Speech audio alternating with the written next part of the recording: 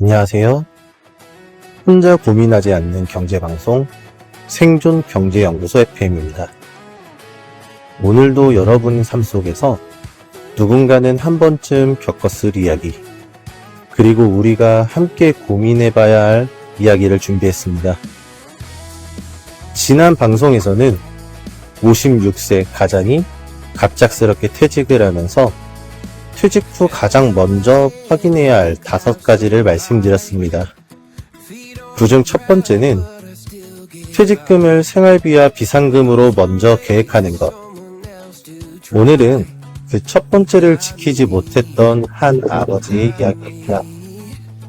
퇴직금을 모두 자녀에게 주었다가 몇 년 뒤 조금만 남겨둘 걸 이라며 후회하게 된 62세 아버지의 사연입니다. 그럼 오늘의 이야기를 함께 들어보겠습니다. 안녕하세요. 저는 올해 62살입니다. 35년 동안 한 회사에서 일했습니다. 퇴직하는 날 제 통장으로 퇴직금이 들어왔습니다. 평생 처음 가져보는 큰돈이었습니다. 집으로 돌아온 저는 아내와 앞으로의 삶을 이야기했습니다. 여행도 가고 싶었고 건강검진도 받고 싶었습니다. 그렇게 은퇴 후의 삶을 조금씩 준비하고 있었습니다. 그러던 어느 날 아들에게 전화가 왔습니다. 아버지, 결혼 준비를 하는데 조금만 도와주실 수 있을까요? 며칠 뒤에는 딸도 찾아왔습니다.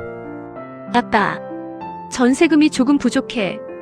저는 망설였습니다.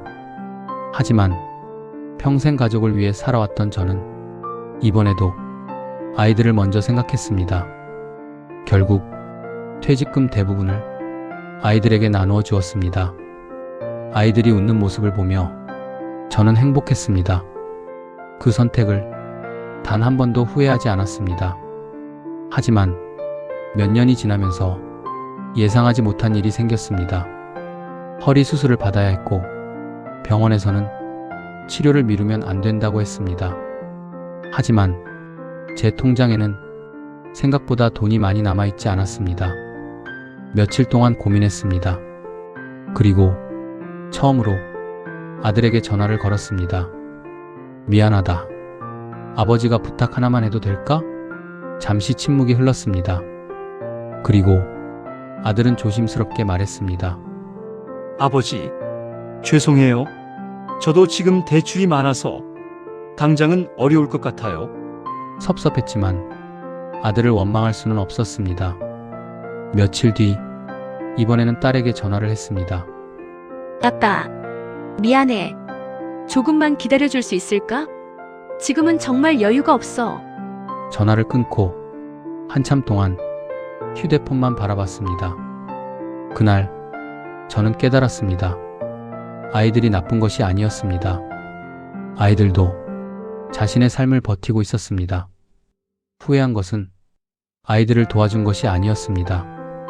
퇴직금 전부를 내 노후 준비도 하지 않은 채 모두 내어준 제 선택이었습니다.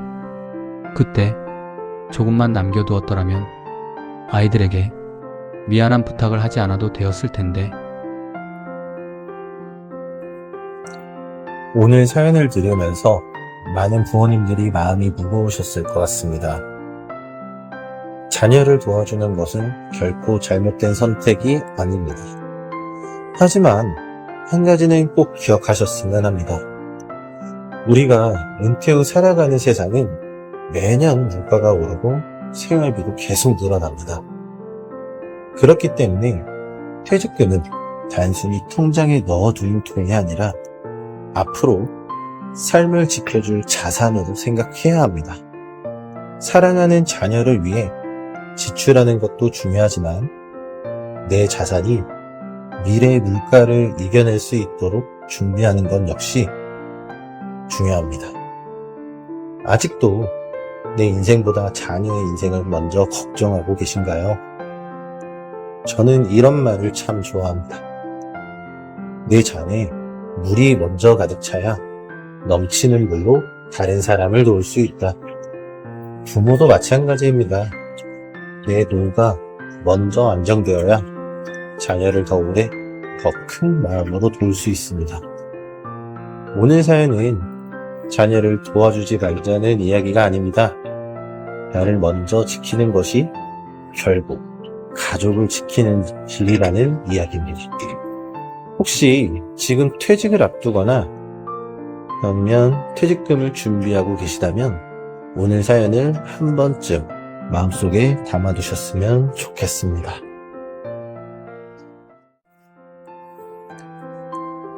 오늘도 함께 해주셔서 감사합니다. 여러분의 사연 하나하나가 누군가에게는 큰 위로가 되고 또 다른 누군가에게는 살아갈 용기가 됩니다. 혹시 오늘 방송이 조금이라도 마음에 남으셨다면 구독하시고 다음 이야기도 함께 해주세요. 다음 방송에서는 퇴직 후 실업급여를 신청하지 못해 수백만 원을 놓친 50세 남성의 이야기를 들려드리겠습니다. 혼자 고민하지 않는 경제방송 생존경제연구소 FM이었습니다.